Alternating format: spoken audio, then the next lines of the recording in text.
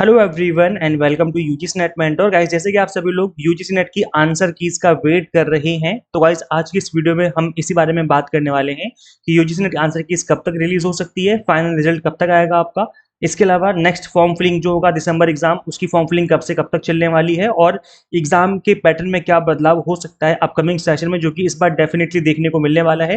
Complete चीजें आज की इस वीडियो में कवर करेंगे, सो मेक श्योर आप इस वीडियो को पूरा जरूर देखें। गाइस देखो, एनटीए ने भी रिसेंटली दो नोटिस इशू करके एडवर्टीजमेंट दो निकाले हैं। एडवर्टीजमेंट अभी रिसेंटली, जो कि कॉन्ट्रेक्चुअल बेसिस पे रिक्रूटमेंट की भर्तियां यहाँ पर निकाली गई हैं। ये test security and live operation और candidate experience and public communication के रिगार्डिंग पोस्ट हैं। इससे पहले भी आप देखेंगे काफी सारी पोस्ट निकाल चुका है एनटीए। तो ये जो चीजें निकाली गई हैं, ये जो चीजें की जानी है अभी रिसेंटली, इस बात ध्यान में रखा जाए तो ये समझ में आता है कि एनटीए अब हमें कोई शिकायत का मौका नहीं देगा दिसंबर एग्जाम में। और दिसंबर एग्जाम में जिस तरीके से पेपर सेट किया जाएगा वो भी देखने लायक होगा, क्योंकि अब यहाँ पर शिकायत का मौका नहीं दिया जाएगा, ऐसा लग रहा है।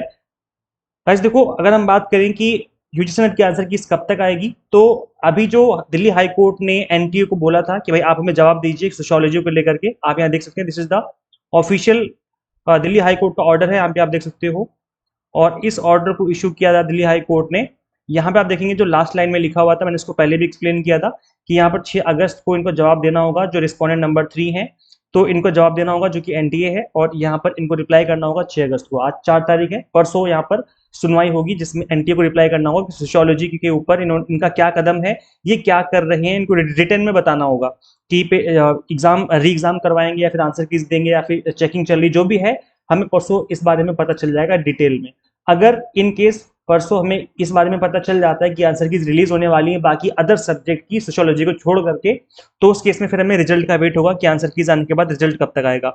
तो गाइस देखो, ऑलरेडी अगस्त का महीना चल रहा है अभी, तो अभी 15 दिन के आसपास, 15 से 20 दिन के आसपास का टाइम दिया जाता है आंसर कीज को चैलेंज करने का टाइम तो 2-3 दिन का ही होता है, लेकिन उस चैलेंज को चेक करने का, उसको जितने भी प्रॉब्लम्स होती हैं आंसर कीज में उसको ठीक करने का 15-20 दिन के आसपास का टाइम लग जाता है। तो देखा जाए तो अगस्त के एंड तक आपका रिजल्ट आ सकता है, तो ये रिजल्ट आने की पॉसिबिलिटी है। वैसे देखा जाए तो इस बार 9 लाख के आसपास बच्चों ने फॉर्म फिल किए थे और 7 लाख के आसपास एस्पिरेंट्स ने एग्जाम में अपीयर किया था। तो इतने बड़े नंबर में जो कैंडिडेट्स हैं यहाँ पर परेशान हो रहे हैं इस चीज को लेकर के। अभी आप देखेंगे कि guys Himachal Pradesh public service commission की फॉर्म फिलिंग चल रही है असिस्टेंट प्रोफेसर की, जिसकी लास्ट डेट 15 अगस्त है। तो अगर अभी टाइम से ये रिजल्ट दे देते हैं बाकी सब्जेक्ट का, तो एटलीस्ट ये लोग अप्लाई कर पाएंगे एचपीपीएससी में। इनफैक्ट अभी यूपी में भी वैकेंसीज अवेटेड है, यूपी में भी वैकेंसीज आने वाली हैं, क्योंकि 2027 में चुनाव होने वाले हैं। उससे पहले 100% वैकेंसी अनाउंस करेगी state government, UP state government, है ना। तो ये वैकेंसीज भी अवेटेड है। अगर आपका रिजल्ट टाइम से आ जाता है तो आप लोग इस तरह की जो वैकेंसीज आने वाली हैं वहां पर एटलीस्ट अप्लाई कर पाएंगे टाइम से। और गाइस हम बात कर लेते हैं कि फॉर्म फिलिंग कब से स्टार्ट होगी दिसंबर सेशन की। तो गाइस देखो, अगर हम ये देखें ध्यान से, लास्ट सेशन को ऑब्जर्व करें तो आपको पता चलेगा। अभी गाइस ये कुछ भी करें, आंसर की इसको लेट लेके आए या फिर आप देखेंगे रिजल्ट लेट हो, लेकिन दिसंबर सेशन अगर री एग्जाम नहीं होता है तो दिसंबर सेशन अपने टाइम से होने वाला है। अब गाइस देखो, हम बात कर लेते हैं कि लास्ट ईयर किस तरीके से फॉर्म फिलिंग करवाई गई थी। अगर आप ध्यान से ऑब्जर्व करेंगे गाइस, तो देखो ऑनलाइन रजिस्ट्रेशन जो हुआ था वो 7 अक्टूबर से लेकर के 7 नवंबर तक चला था। तो अक्टूबर के मंथ में ही फॉर्म फिलिंग स्टार्ट होती है, और जो कि 1 महीने का अगर टाइम दिया जाएगा आपको, तो पूरा अक्टूबर भर तो फॉर्म फिलिंग ही चलेगी। इसके बाद आप देखेंगे गाइस यहाँ पर कि जो करेक्शन करवाई जाती है, वो जैसी फॉर्म फिलिंग खत्म होती है उसके 2 से 3 दिन बाद करेक्शन विंडो ओपन हो जाती है, और दिसंबर में आपके एग्जाम कंडक्ट करवा दिए जाते हैं। तो अगर री एग्जाम नहीं होता है, मैं दोबारा से बता दूं कि इन केस अगर री एग्जाम कंडक्ट नहीं करवाता है एनटीए, तो उस केस में आपकी जो फॉर्म फिलिंग है वो एज यूजुअल होगी, अक्टूबर के मंथ में फॉर्म फिलिंग हो जाएगी। इसके बाद नवंबर के मंथ में नवंबर के स्टार्टिंग में ही आपका जो करेक्शन वगैरह होगी वो करवा दी जाएगी। उसके बाद दिसंबर के मंथ में टाइम से आपका एग्जाम कंडक्ट करवा दिया जाएगा। तो ये एक ऐसी चीज है जो कि आपको अपने ध्यान में लेकर के चलनी है, क्योंकि अगर आप सिर्फ इस चीज का वेट कर रहे हो कि आंसर की जाएंगे उसके बाद पढ़ना स्टार्ट करेंगे, तो प्रॉब्लम क्रिएट हो सकती है। ऐसा क्यों? क्योंकि देखो गाइस, अगर आप फॉर्म फिलिंग का वेट करेंगे तो अक्टूबर के मंथ में फॉर्म फिलिंग होगी, उसके बाद टाइम कितना रह जाएगा, सिर्फ नवंबर का मंथ रह जाएगा, दिसंबर में एग्जाम हो जाने हैं। तो 1 महीने में आप कितना भी पढ़ो, नहीं सिलेबस फिनिश हो पाएगा, ना ही प्रॉपर तरीके से आप रिवीजन कर पाएंगे। इसलिए आपको अभी से पढ़ना स्टार्ट करना चाहिए। गाइस मैं ये नहीं कह रहा हूं कि आप अभी से एकदम पढ़ाई में डूब जाओ, नहीं। आप डेली बेसिस पे कम से कम 2 घंटे, मिनिमम 2 आवर्स का टाइम निकालो स्टडी के लिए। कम से कम 2 घंटे डेली डेली पढ़ते रहो। और इससे क्या होगा, जब आप 2-2 घंटे पढ़ते रहोगे, सोच के देखो हफ्ते में आपके 14 घंटे हो जाएंगे, 14 आवर्स हो जाएंगे के एक वीक के अंदर अंदर। आप उन बच्चों से काफी आगे निकल जाओगे जो जिन्होंने अभी तक पढ़ना भी स्टार्ट नहीं किया है। तो आंसर कीज तो आएंगी, अभी नहीं तो 2 दिन बाद, 4 दिन बाद, 6 दिन बाद आनी ही है, आंसर कीज तो आनी है। या अगर री एग्जाम इन केस होता है, जो कि मुझे मुश्किल लग रहा है, बाकी अदर सब्जेक्ट का तो मुझे मुश्किल लग रहा है, सोशियोलॉजी के चांसेस हैं री एग्जाम के, बट फिलहाल अदर सब्जेक्ट जो भी हैं उनके री एग्जाम के चांसेस ना के बराबर हैं। तो अगर आपकी आंसर कीज आ जाएंगी, रिजल्ट आ जाएगा, उसके बाद फॉर्म फिलिंग स्टार्ट होगी, तब तक बहुत लेट हो चुका होगा। तो आपको अभी से पढ़ना स्टार्ट कर देना चाहिए। गाइज अगर हम बात करें लास्ट क्वेश्चन की, दैट इज एग्जाम पैटर्न में क्या बदलाव देखने को मिलेगा, तो गाइज अगर आप ध्यान से ऑब्जर्व करेंगे, इस बार का जो सेशन हुआ था, यूजीसी नेट के जो एग्जाम अभी रिसेंटली कंडक्ट करवाए गए थे जून के मंथ में, इसमें आप देखेंगे कि कॉमर्स का सब्जेक्ट जो था आपका, इंग्लिश का सब्जेक्ट था, और भी 2-3 सब्जेक्ट थे। इसमें आप देखेंगे तो पीवाईक्यूज काफी ज्यादा रिपीट हो गए थे, है ना, पीवाईक्यूज रिपीट हुए थे। तो ये एक ऐसी चीज है जो कि एनटीए नहीं चाहेगा कि फ्यूचर में इस तरीके से चीजें हों। 2-4-6 क्वेश्चन या मैक्स टू मैक्स 10 क्वेश्चन तक हो सकते हैं रिपीट, कोई दिक्कत नहीं है। पीवाईक्यूज होते हैं रिपीट, 2-4-6 क्वेश्चन हो जाते हैं, कोई दिक्कत वाली बात नहीं है। बट आउट ऑफ 150 क्वेश्चन, 70 से 80 क्वेश्चन, 90 क्वेश्चन तक रिपीट हो जाना अच्छी बात नहीं है।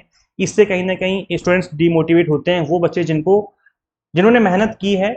और देखो गाइज, यहाँ पर अगर इतने पेपर, इतने ज्यादा क्वेश्चन, देखो ना, एस्पिरेंट्स ये कहते हैं कि सर आप ये क्यों कह रहे हो कि पीवाईक्यूज रिपीट नहीं होने चाहिए, पीवाईक्यूज रिपीट होना तो अच्छी बात है। हाँ, पीवाईक्यूज रिपीट हो सकते हैं, लेकिन सोच के देखो, अगर मैं पेपर सेट कर रहा हूँ और मैंने कुछ चुनिंदा बच्चों को बता दिया कि बेटा आप दिसंबर 2024 का पेपर पढ़ लेना अच्छे से, बस इतना बता दिया, तो ऑब्वियसली बात वो ज्यादा स्कोर कर लेगा आपके कंपैरिजन में। तो इतने ज्यादा पीवाईक्यूज रिपीट होना अच्छी बात नहीं है, किसी के लिए भी अच्छी बात नहीं है। इससे क्या होगा, बच्चे फिर पीवाईक्यूज रट के चले जाएंगे और एग्जाम पास होके आ जाएंगे, तो रटना भी अच्छी बात नहीं है ना, जब तक कॉन्सेप्ट क्लियर ना हो। तो पीवाईक्यूज बहुत ज्यादा रिपीट होना अच्छी बात नहीं है, किसी के लिए भी अच्छी बात नहीं है। 2-4-6 क्वेश्चन रिपीट हो जाए, इट्स ओके, लेकिन 50% से ज्यादा क्वेश्चन अगर बन रहे हैं आपके पीवाईक्यू से, तो वो अच्छी बात नहीं है, और एनटीए नहीं चाहेगा इस बार ये चीजें रिपीट हो।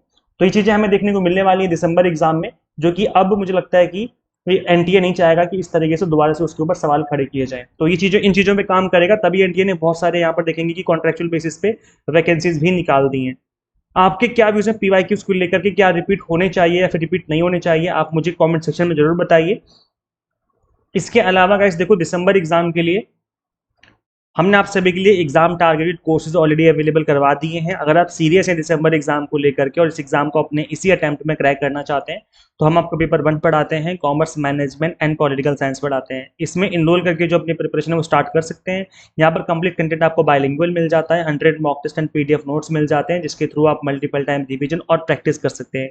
गाइस इस एग्जाम को आप अपने फर्स्ट अटेम्प्ट में क्रैक कर सकते हो, बट द थिंग इज कि आपको स्टार्टिंग से प्लानिंग के साथ स्टडी करने की जरूरत है। प्लान बना के आप स्टडी करोगे तो चीजें इजीली हो जाएंगी, प्रॉपर तरीके से रिवीजन भी हो जाएगी, लेकिन प्लानिंग के साथ। ऐसा नहीं कि कुछ भी बस पढ़ना स्टार्ट कर दिया आंख बंद करके, ऐसा नहीं होने वाला। आपको प्लान करना ही होगा कि मुझे अगले 3 महीने में, अगले 4 महीने में सिलेबस खत्म करना है, उसके बाद रिवीजन करनी है। प्रॉपर प्लानिंग के साथ पढ़ना स्टार्ट करो, 100% आप एग्जाम क्रैक कर लोगे दिसंबर एग्जाम में, आपको बार बार एग्जाम नहीं देना पड़ेगा।